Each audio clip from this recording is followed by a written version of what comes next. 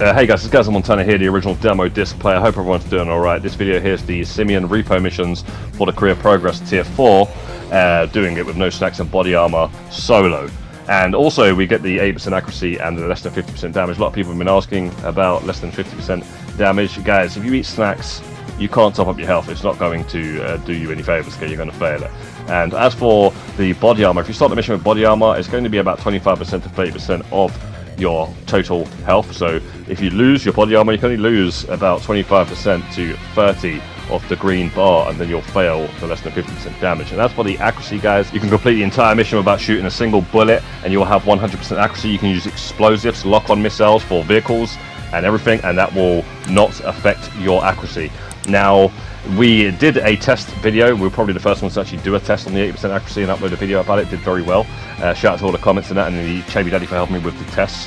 What we found out later on was two vehicles in the game, the Raiju and the Avenger, void accuracy. Okay, everything else is good to go. Okay, so we've got Blow Up 4. Blow Up 4, you need to go on over to a vehicle warehouse and blow up a bunch of vehicles inside the vehicle warehouse.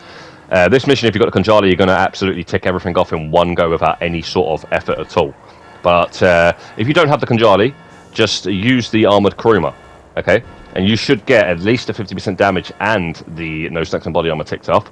And then to get the accuracy, you just do this with randoms. A lot of people play Repo missions. Repo missions basically get shoved down your throat as the next recommended contact mission ever since they came out into the game. So that means people that are playing contact missions, the next contact mission that is going to get offered to them is most likely going to be a Repo mission, no matter what one they started in the first place. Even if they started one of the old school ones, it's going to eventually start offering them Repo missions and only Repo missions, because that's what the game does. And don't ask me why. I prefer the older contact missions. But guys, what you now have to do is go over to the warehouse, park your Conjali tank or your Armour Kuruma on the left side of the warehouse. Don't go to the yellow marker just yet. Then go inside. Now, once you're inside the warehouse, you're going to have to blow up a bunch of vehicles upstairs and downstairs. If you're using sticky bombs, grenades, grenade launchers, RPGs, homing launchers, they're not going to affect your accuracy, okay? Explosive sniper rifle and explosive shotgun will. Once you've blown up all the cars and you're outside, then jump into the Conjali if you got it, and it's mission complete, basically, guys. But if it's the Armour Kuruma, you might fail the accuracy. Like I said, just find the mission via the pause menu in a public session, and you should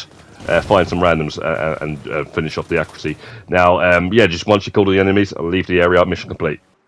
Now, the next mission is Burn Rate. Now, this mission you can use either the RCV from your Doomsday facility, which is going to be a little bit more armoured, or you could use the fire truck. And if you follow this strategy, you should be absolutely fine using either one. But if you have to use a fire truck, the fire trucks are going to be at the 2 fire stations, or you can ring 911 and get one spawned in. Now, whether you're using the RCV or the fire truck, it doesn't really matter in terms of the fact that the NPCs can't shoot you from behind. Okay, it's hard for the NPCs to shoot you from behind, even with the fire truck. Okay, roll in this way that you see me going right now. And also, you remember, with the water, you're putting out the fires, but you're also trying to take down any NPCs that are going to be in front of the fire truck. Okay, take them down with the water hose, okay, as you're then quickly potting out the fires. Now, I'll just let you know, guys, these NPCs are going to keep respawning until you put out all of the fires.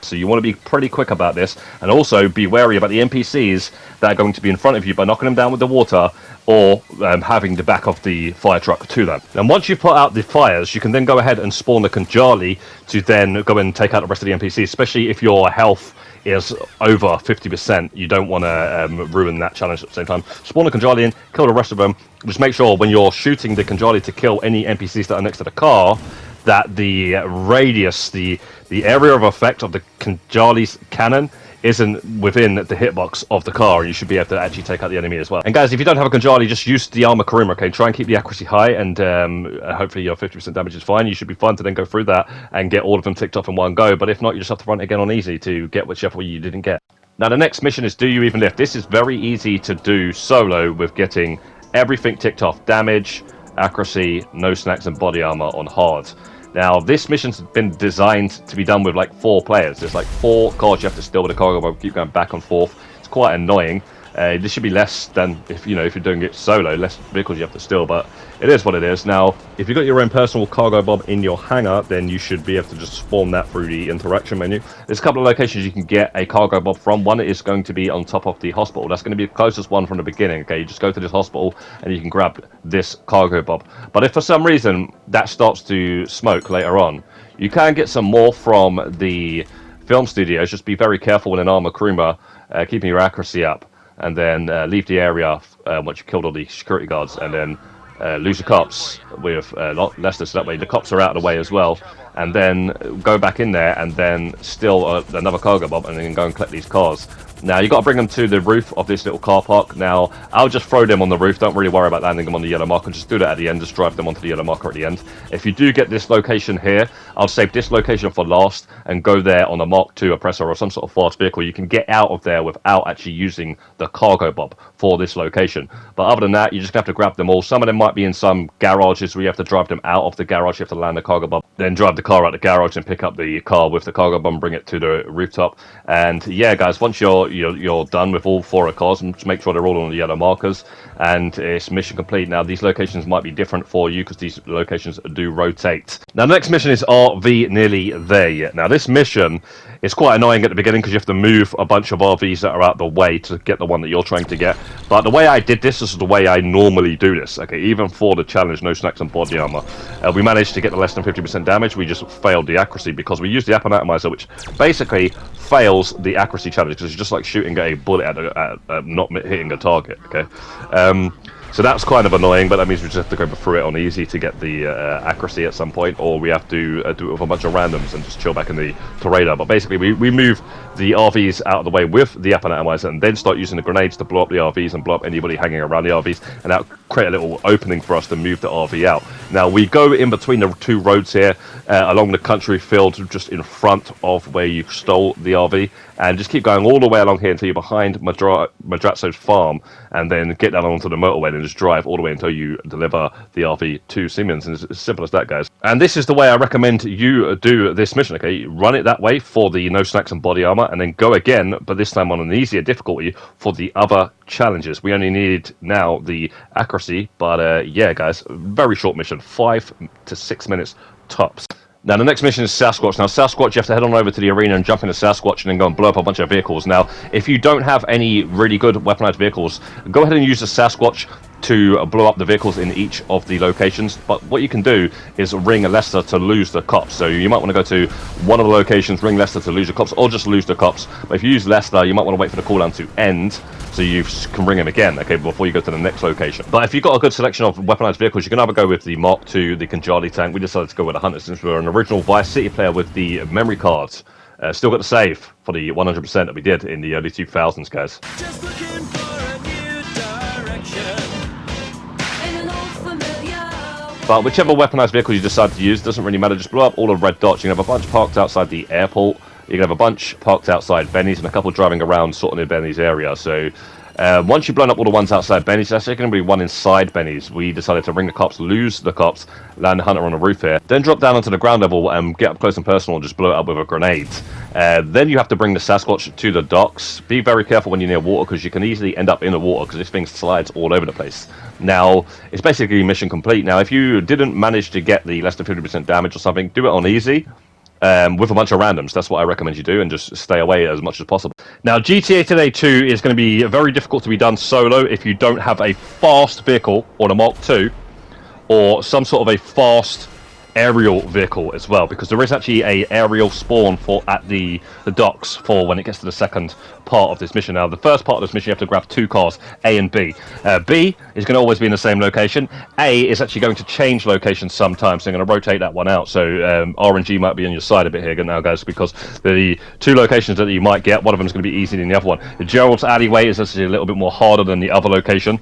But either way, guys, go for B first, and then bring B to the docks. Now, spawn your fastest vehicle you possibly can. If you don't have many decent vehicles or whatnot, guys, use the Armour crewman at the beginning. So if you start the mission with the Armour crewman, go and grab B, and then when you get to the docks, as you're getting to the docks, ring your mechanic, and then spawn your fastest vehicle. Then go and grab A, and then bring it to the docks. Now, once you've done that, go straight to the next 2 locations. One's going to be outside a police station, the other one's going to be on top of a roof of a car park. I would actually recommend you use the Mark II because Mark II doesn't mess with your accuracy. The Raiju is what I decided to use and found out that the Raiju's lock-on missiles affect accuracy, which is goddamn barbaric. It's quite funny that the Avengers lock-on missiles plus the Raiju's lock-on missiles affect accuracy. It's like something to do with the new DLC, the new vehicles. They basically make the accuracy for the lock-on missiles avoid accuracy. Okay, so maybe they wanted it for all of the lock-on missiles in the game, but they couldn't do it for the older ones, or it was just too much work for them, and they haven't got around to doing it yet, and they will do sooner or later. So these guides, guys, keep that in mind, because in the future there might be an update that basically avoids all sorts of lock-on missiles and maybe even explosions. So with these methods, guys, I would say get them whilst they're fresh. Get them whilst they're fresh. Now, with these last two that you have to get, A and B, I would leave B for last, but on the way to A, you might want to shoot a couple of lock-on missiles to blow up these exact NPCs right here, and then go on over to A, which is going to be on the roof of this car park, and take out the black vehicles that are on the roof. Okay, there's going to be 2 of them. Take them out. Like I say, don't use the Raiju because you're going to fail your accuracy. If you've got the Mark II, it's all good to go. Now, when you jump off the roof, ring Lester to lose the cops and deliver A to the docks. Now, when you go for B, you're going to have about a minute and a half left of the cooldown for Lester, so you'll have to lose the cops naturally if you don't have much time. It's very easy to lose the cops either in the Storm Drain Hill or even when you get to the docks, so just remember where the docks are actually at. Now, when I finished the mission, I didn't get the accuracy thanks to the Raiju, so I had to do it again. This time I did it with a level 12, okay, which is 1 level 12 player, random, and basically it's still the same amount of cars because there's only 2 of us, okay? If there was 3 of us, there'd be 3 cars, and I do believe if there's 4, there may be 4 cars, okay, each time, so altogether 8. But yeah, with the level 12, I just made it easier for the level 12 by picking the harder locations for me to grab the car, and then also making the police station easier for the level 12 to get to by killing the cops outside the police station. The next mission here is Under the Hammer. Now, Under the Hammer, you have to steal 2 cars from a police station. We recommend the Armour Kuruma. Go in there with the heavy revolver if you want to keep the accuracy up and just one-shot all of these cops. Now, there's going to be 3 cops next to each of the cars, okay? They're going to guard the cars. So if you kill all 6 of these cops, like you see me doing, then when you come back for the second car, there won't be 3 cops waiting for you. Now, grab the first car. The first car you want to grab is the one in the garage. The one in the back wants to be the second car you get. Now, to lose the cops of the first car, we decided to use the tunnels here, which is not a great idea because I completely forgot about the cops that spawn in this tunnel.